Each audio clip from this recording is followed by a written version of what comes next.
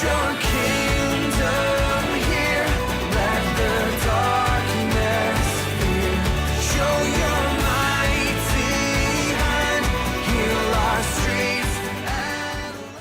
All right, everybody, welcome to day 15 of the Great Commission Challenge.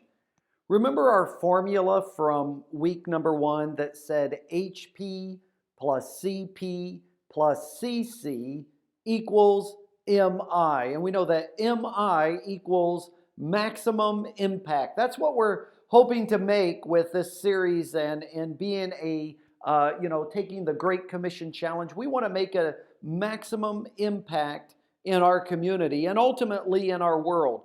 Last week we talked about HP, which stands for high potency. We talked about how we were to be like salt. We were to be highly potent in the world. Well, this week we're going to talk about the CP, close proximity. In order to reach lost people, we need to be around lost people. Imagine for a moment you are sitting down for the evening, maybe reading a book, watching a movie, maybe sitting down to eat your dinner, and all of a sudden there's a knock at your door.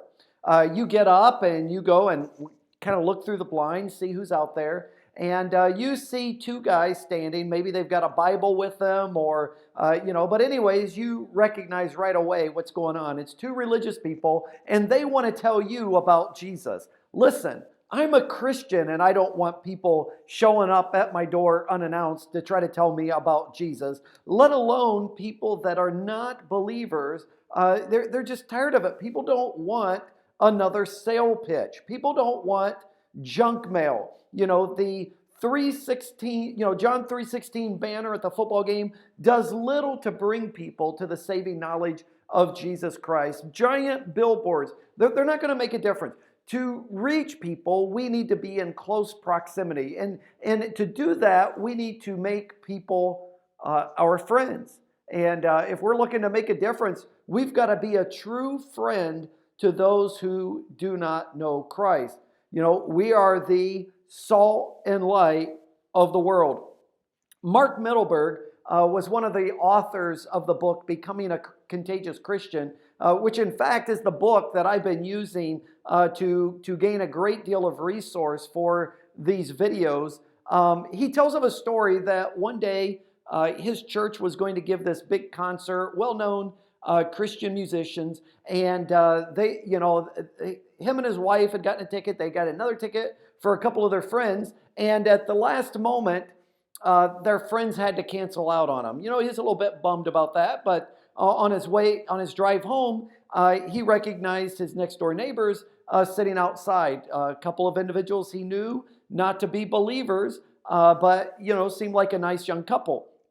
And he went to talk to them and said, "Hey, I've got this concert at my church. I'd really like for you guys to come and be a part of this. Would you guys be our special guest for that?" And the next door neighbor kind of bent his head down, kicked the dirt a little bit, and said, "Maybe next time." And Mark thought, well, okay, and as he started to leave, the neighbor kind of shouted at him and said, "But, hey, if you ever want to do a barbecue sometime, just let me know." And it was at that moment that Mark thought, barbecue first. See, this is a principle that he's created called barbecue first. When you're trying to reach someone with the message of Jesus Christ, sometimes it might be more effective to invite them over to your house for a barbecue or a cookout or a dinner or a meal or a Super Bowl party or a March Madness tournament game than it would be to just invite them to church. And so as you begin to think about the people that you want to reach, think about the things that they like. Think about the things that they want to do, and then invite them to be a part of that. The greatest example of this was Jesus in the Bible.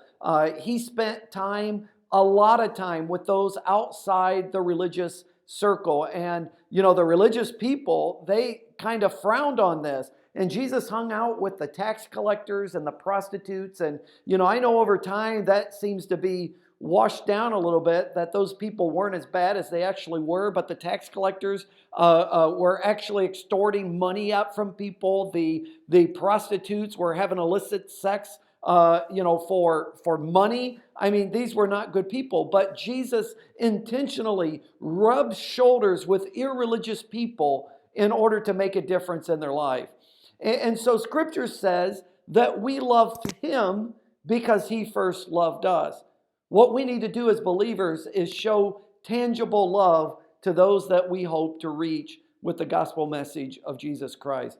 Hey, this has been day 15 of the Great Commission Challenge. Your challenge today is to call somebody over and invite them over for a barbecue.